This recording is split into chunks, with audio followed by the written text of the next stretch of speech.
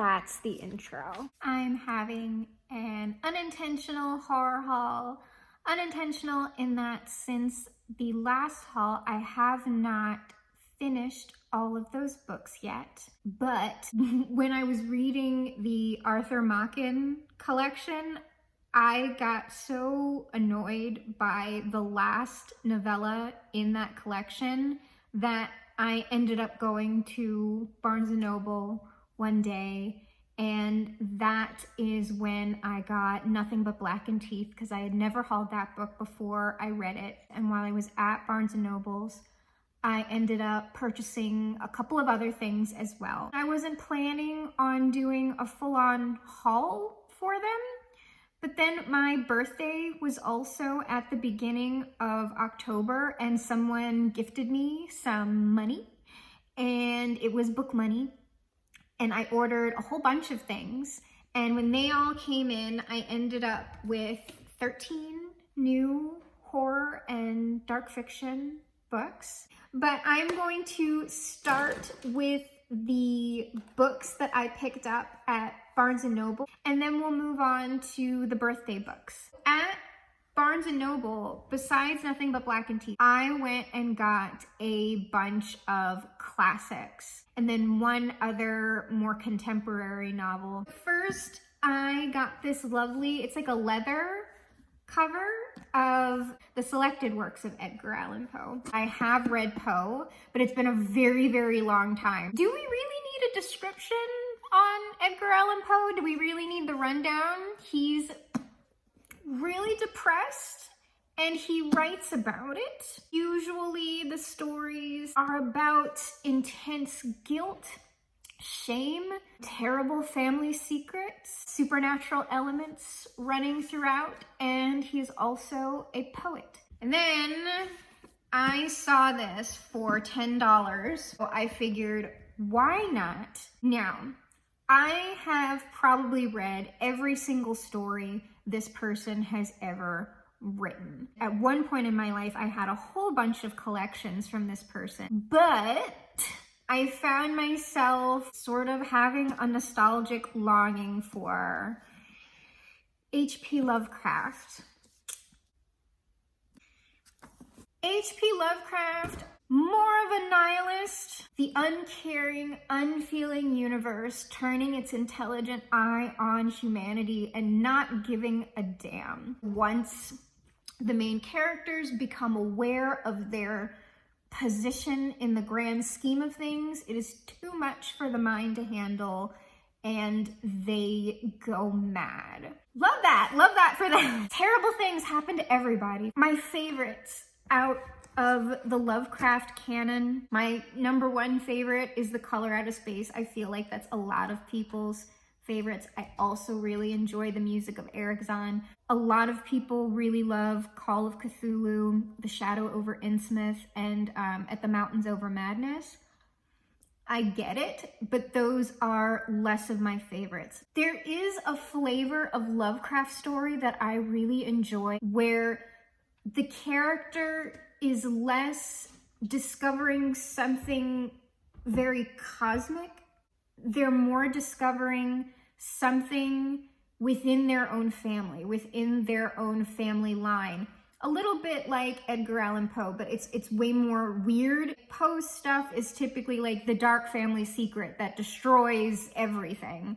Whereas Lovecraft stuff is, actually, I'm a monster. And my whole family was like literal monsters, not like metaphoric, it's literal.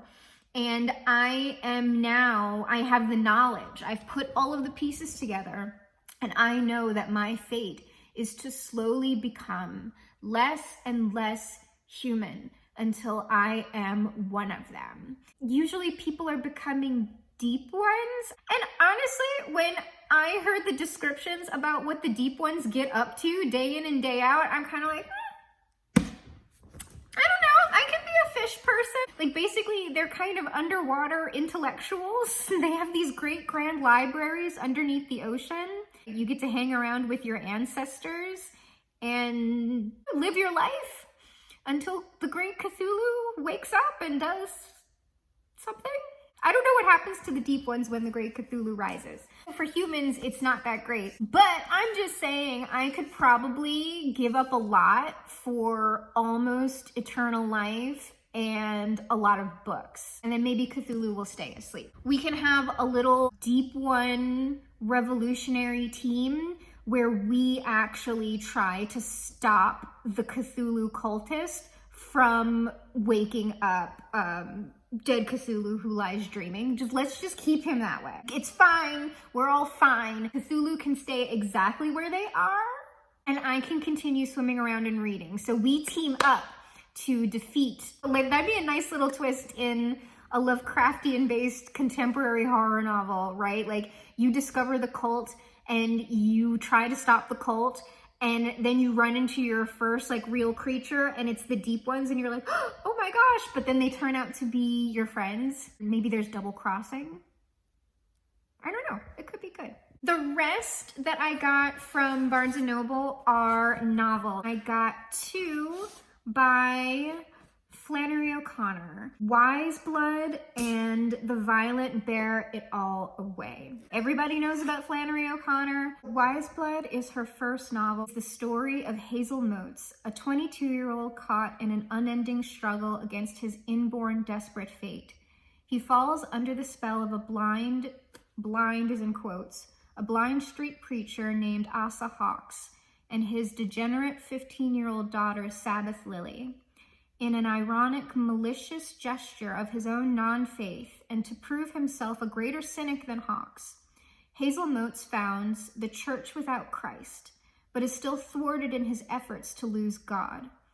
He meets Enoch Emery, a young man with wise blood, who leads him to a mummified holy child, and whose crazy maneuvers are a manifestation of Hazel's existential struggles. I enjoy the idea of trying to lose God, but being unable to do so. It almost makes me think of God as a Michael Myers character, which is interesting. Like, no matter how hard I try, God is just slowly walking behind me, you know, with the horrible weapon ready to cut me down during the judgment.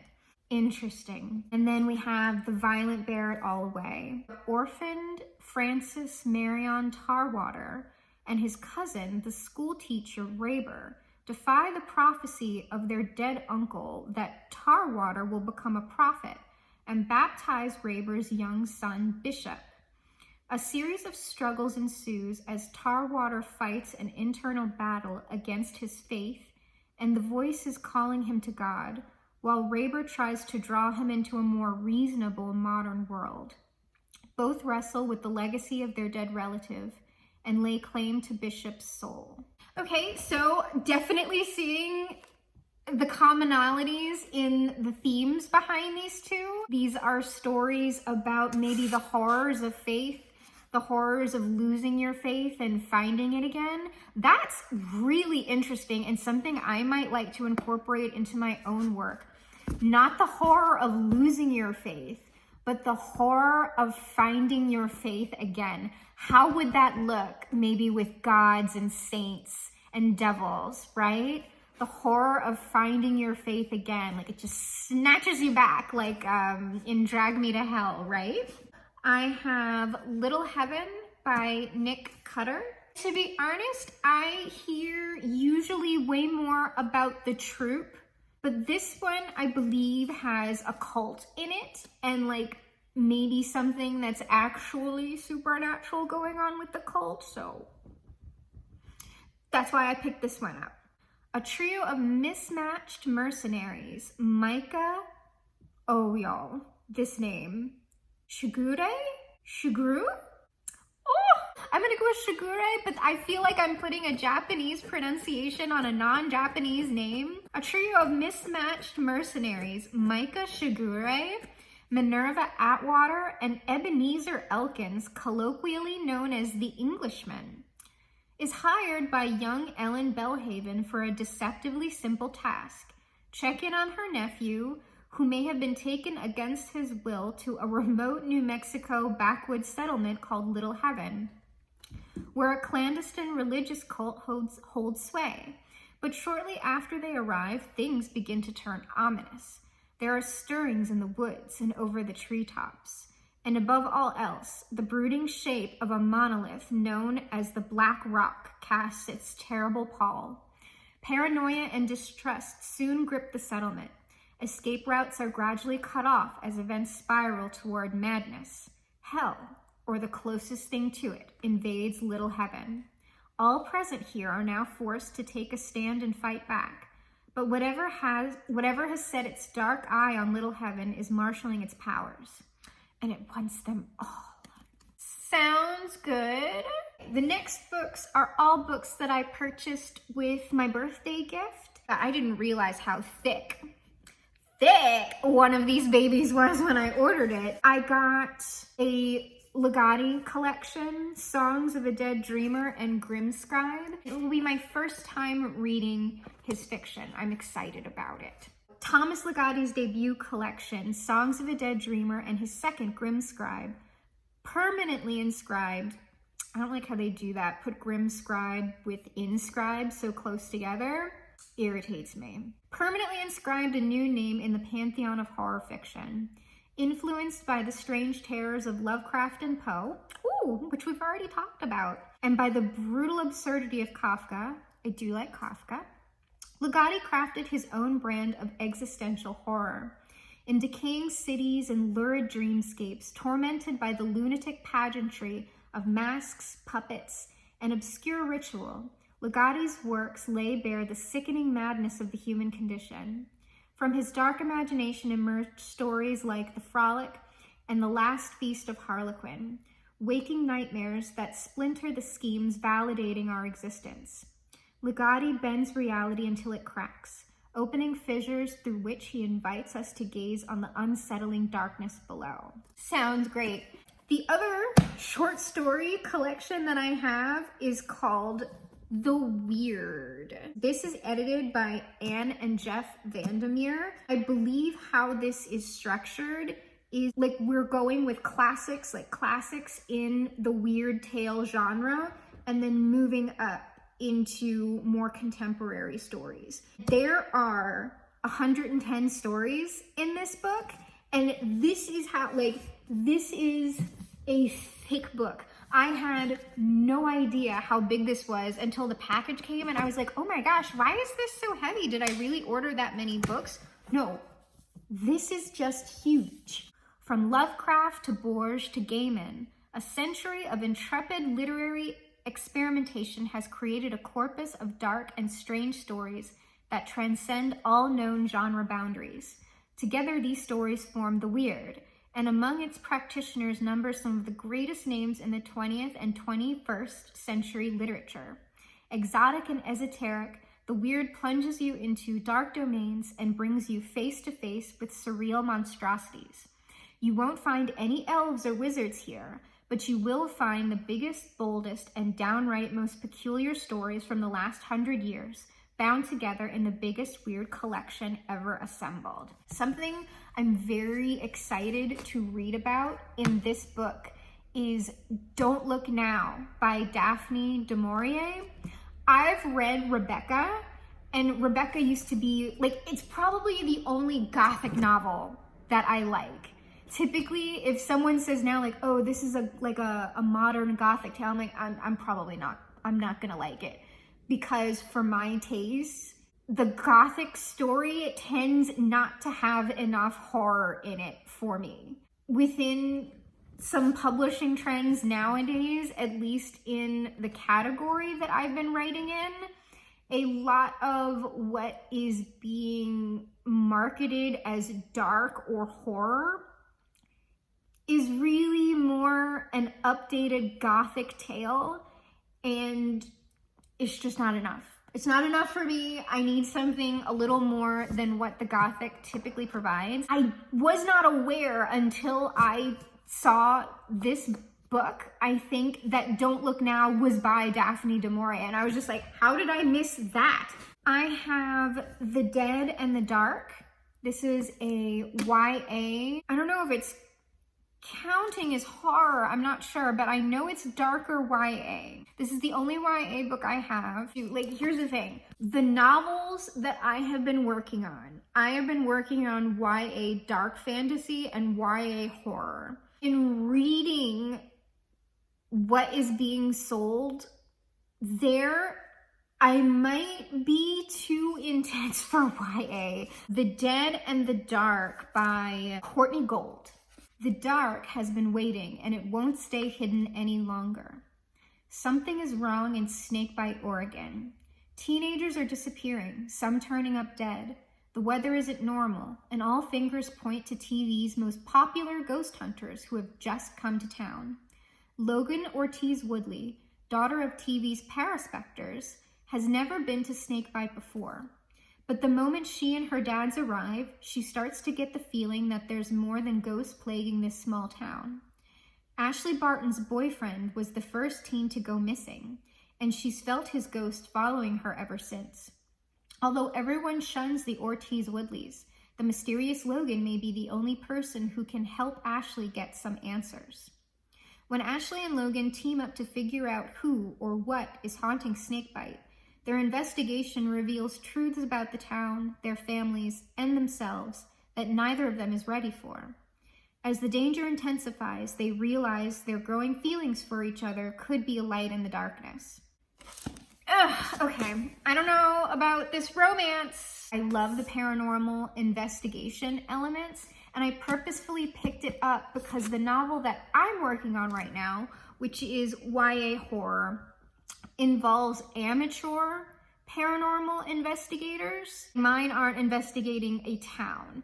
They are a bunch of YouTubers, paranormal teen YouTubers, who are having one last hurrah before they all split up to go to college.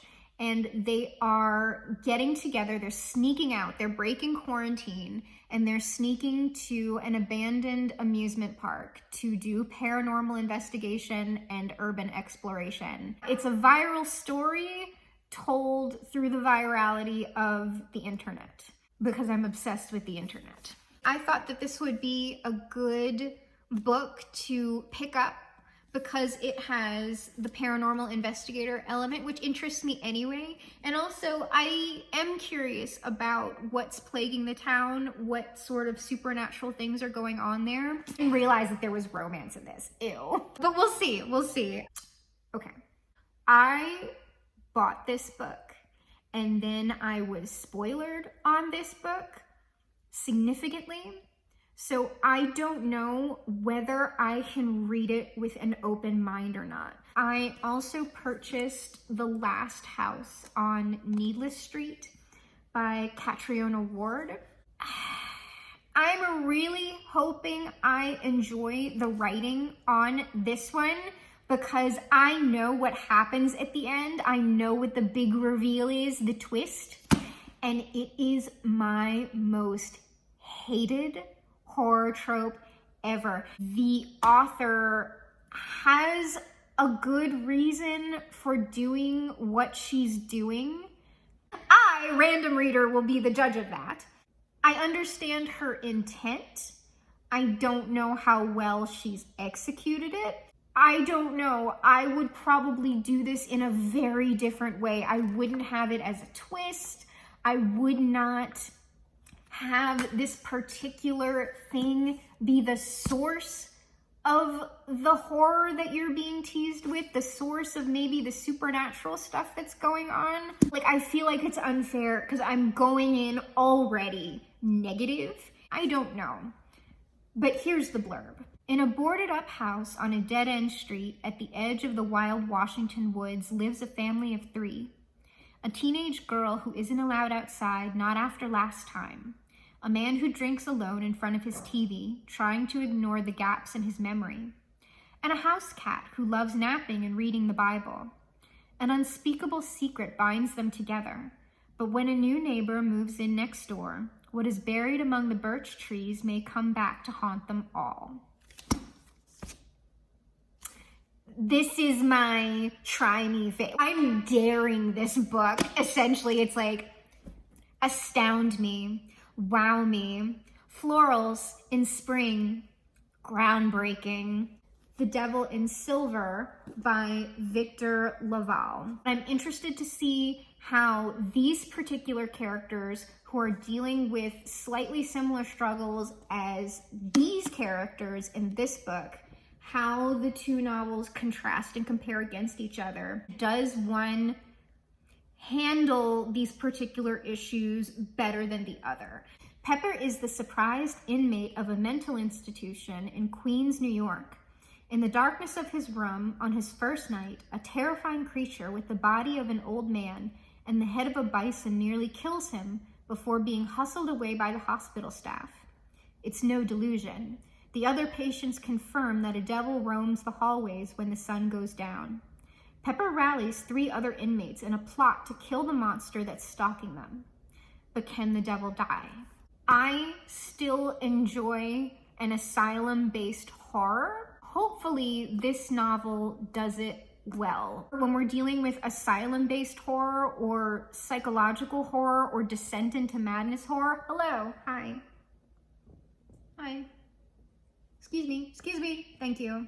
Descent into madness horror or asylum-based horror, a lot of the time you're kind of dealing with the ickiness of losing your sanity or being around people who are insane. And here's the thing, people who are struggling with mental health issues are actually pretty normal. Like, that's the thing. All of these horror tropes of people dealing with mental illnesses are usually casting the people with mental illness in the role of predatory monster. That's not reality. People dealing with serious mental health issues are the ones who are going to be victims of horrible things, taken advantage of by the institutions that they are confined to, the people who are running those institutions, sometimes the government. MK Ultra is a real thing. And the experiments that are done on people by the government, by government agencies, they are experimenting and victimizing people like the prison population, like people who are in institutions, mental health institutions, sometimes even for the criminally insane. And they are being victimized. Like, that's the horror. The horror is that they are the ones having this done to them. I am much more about an asylum-based horror where those who are dealing with the mental health challenges are the ones contending with the actual horror. That the people with mental illnesses that are dealing with a very real horror that's not sort of like, oh, it's just a figment of their madness, you know? That they are dealing with something real that is outside of their mental space, and that they are also having agency, and that perhaps their own community together, despite their challenges, they can come together and sort of work through this and conquer it together where they can't do it separately. I'm much more interested in that than I am in the horror is that I now have a mental illness. The horror is that I am in a community of people who are mentally ill and will stab my eyes. That is ridiculous. Unfortunately, a lot of horror goes there. Like, all right. I purchased the Hollow Places by T. Kingfisher. I don't know why I bought this sweat. Newly divorced and living back at home in rural North Carolina, Kara is helping out her ailing eccentric uncle Earl at his house, which doubles as a tourist hotspot, the Glory to God Museum of Natural Wonders, Curiosities, and Taxidermy. While Kara is closing up one night, she discovers a mysterious hole in the drywall along one of the museum's overstuffed hallways of oddities, an opening that impossibly leads Kara and her new friend Simon to a sprawling area that simply can't be part of North Carolina's plane of existence.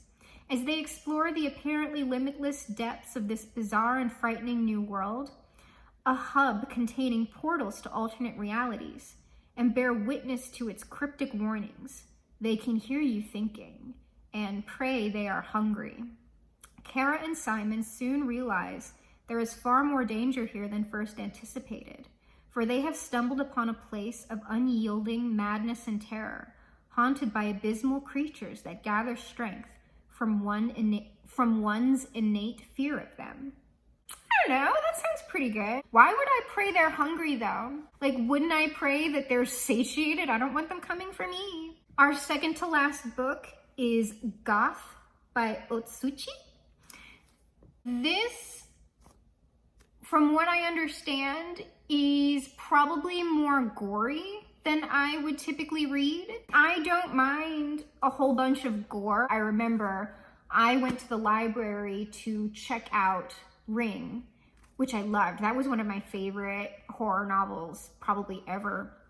I checked out Ring, and I also checked out In the Miso Soup because I thought it was going to be similar. No! In the Miso Soup, I see it making the rounds nowadays, and people talk about like how upsetting and gory it is. And honestly, if I'm remembering that book right, and I may not be because I read that in high school and I am 38 years old, so high school is a long time ago. But I really only remember one scene in particular where I was just like, ew. All I remember about this scene is none of the gore. I just remember that this particular guy who is doing the killings, like he pulls out this woman's tampon for some reason. And I was just like, but why? Gross. And then I finished the novel and I was like, I remember at the time feeling like, but so what though? But it's been a very long time since I have read that book. I was thinking about reading it again. I'm not gonna read it again, no. I was about to put this away without saying anything about it. Marino is the strangest girl in school. I relate, so I'm already down with this book. How could she not be, given her obsession with brutal murders? And there are plenty of murders to grow obsessed with, as the town in which she lives is a magnet for serial killers. She and her schoolmate will go to any length to investigate the murders, even putting their own bodies on the line. And they don't want to stop the killers. Marino and friend simply want to understand them. I'm thinking probably this book is the most likely to make me queasy. Like, unless we're going like really operatic and fantastical, like Silence of the Lambs and Hannibal, serial killer stuff isn't really my thing. Or I'm lying because I also really love Seven.